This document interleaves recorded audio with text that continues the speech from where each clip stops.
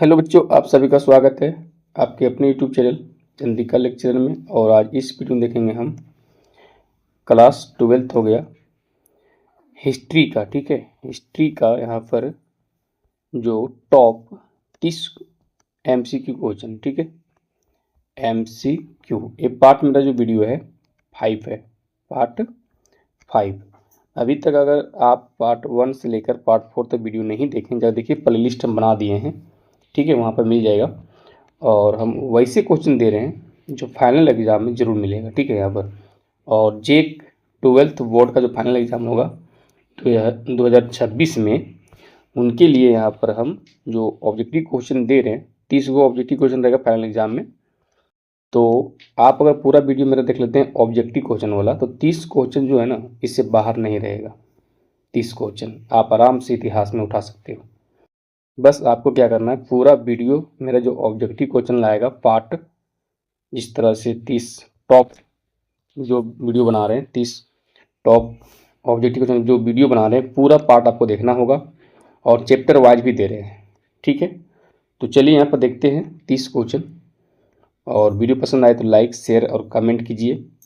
ठीक है, चैनल पर नए हो तो चैनल को सब्सक्राइब नहीं किए हो तो कर लो। ठीक है, तो चलो देखते हैं यहाँ पर 30 टॉप हिस्ट्री क्वेश्चन यहाँ पर ऑब्जेक्टिव। ठीक है, पहला क्वेश्चन है, सिंधु घाटी सभ्यता में नृत्य करते हुए लड़की की कांसे की मूर्ति किस स्थान से प्राप्त हुई है?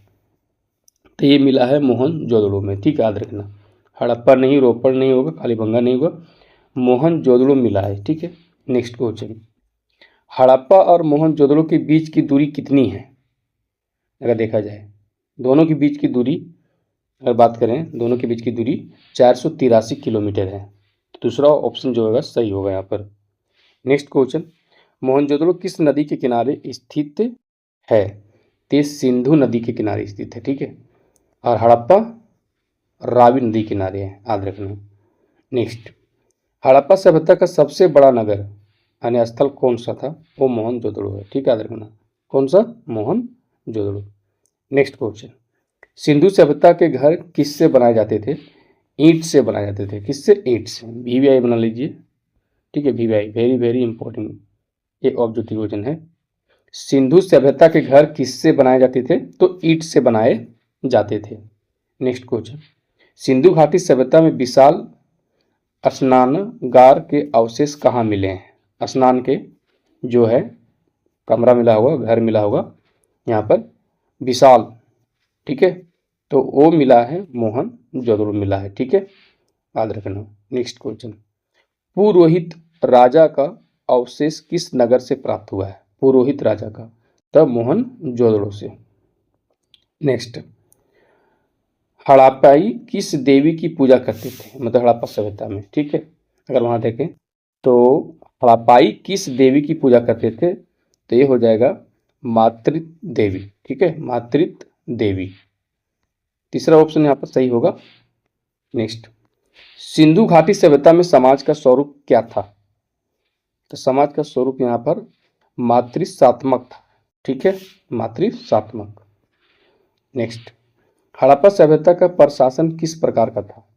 तो नगर पालिका जैसा था वहां पर। ठीक है, नगर पालिका, राजतंत्र लोकतांत्रिक नहीं, नगर पालिका जैसे। नेक्स्ट, हड़प्पा सभ्यता के लोग किसकी उपासना करते थे? तो शिव के और मातृत्व देवी का, दोनों का करते थे। पहला और दूसरा हो जाएगा सही यहाँ पर, ये दोनों को करते थे। नेक्स्ट क्वेश्चन, किस शासक को प्रियदर्शी यानी प्रियदर्शी कहा गया है? किस शासक को? तो अशोक को कहा गया है। ठीक है, किसको? अशोक को। नेक्स्ट क्वेश्चन, अशोक का राज अभिषेक कब हुआ था? तो 269 ईसा पूर्व में। ठीक है, याद रखना। नेक्स्ट, अशोक किस वंश का शासक था? ये मौर्य वंश का शासक था। ठीक है, कलिंग की लड़ाई कब हुई थी? तो कलिंग की लड़ाई 261 ईसा पूर्व हुआ था। ठीक है, कलिंग का युद्ध कब हुआ था? तो 261 ईसा पूर्व। आगे, और VVI क्वेश्चन है ये। नेक्स्ट, कलिंग युद्ध के बाद अशोक ने कौन सा धर्म स्वीकार किया था? तो बौद्ध धर्म अपना लिया था अशोक।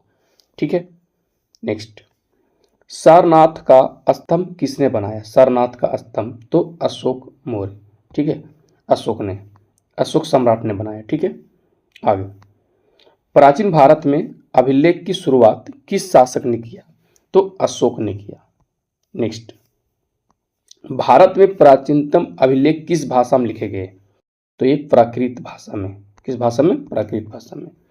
अशोक के अभिलेख को सर्वप्रथम किसने पढ़ा? इंपॉर्टेंट क्वेश्चन है ये, जेम्स प्रिंसेप, ठीक, याद रखना।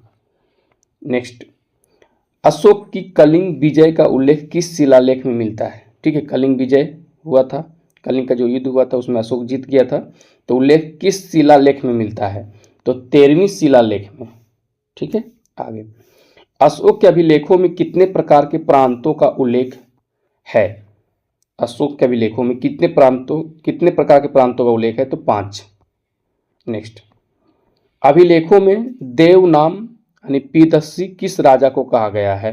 तो अशोक को कहा गया है प्रियदर्शी, ठीक है। आगे बढ़ते हैं, धम्म का सिद्धांत किस शासक के द्वारा शुरू एवं प्रसारित किया गया था?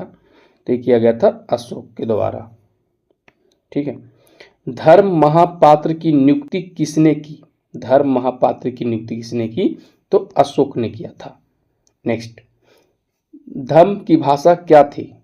अगर देखें इसका धम्म की भाषा तो प्राकृत यानी पाली, ठीक है, प्राकृत पाली, ठीक है। तो दूसरा जो ऑप्शन है यहाँ पर सही होगा। अशोक के धम्म की लिपि क्या थी? अगर देखें इसका तो ब्राह्मी लिपि थी, ठीक है इनकी। आगे बढ़ते हैं, अभिलेखों के अध्ययन को क्या कहा जाता है? एपिग्राफी, इंपॉर्टेंट क्वेश्चन है ये, VVI याद रखना। 1838 ईस्वी में ब्राह्मी लिपि को पढ़ने में सर्वप्रथम सफलता किसे प्राप्त हुई? तो जेम्स प्रिंसेप को हुआ था, तो पहला ऑप्शन यहाँ पर सही होगा। नेक्स्ट, मौर्य काल में किस लिपि का प्रयोग सर्वाधिक हुआ? तो ब्राह्मी लिपि का। किसका? ब्राह्मी लिपि का। आगे देखते हैं, श्वेतांबर एवं दिगंबर का संबंध किस धर्म से था? ये जैन धर्म से था, 2 पार्ट में, ये 2 भाग में बट गया था ये, ठीक है, तो ये जैन धर्म में हो जाएगा ये, ओके, याद रखना ये। नेक्स्ट, जैन समुदाय में प्रथम विभाजन के श्वेतांबर संप्रदाय के संस्थापक कौन थे? इसका बताना है, तो ये था स्थूलभद्र, ठीक है, याद रखना स्थूलभद्र। नेक्स्ट, मुक्ति की 3 सिद्धांत को जैन धर्म में क्या कहा जाता है? तो त्रिरत्न कहा जाता है। आगे, त्रिरत्न सिद्धांत सम्यक ज्ञान, सम्यक दर्शन, सम्यक आचरण किस धर्म की महिमा है?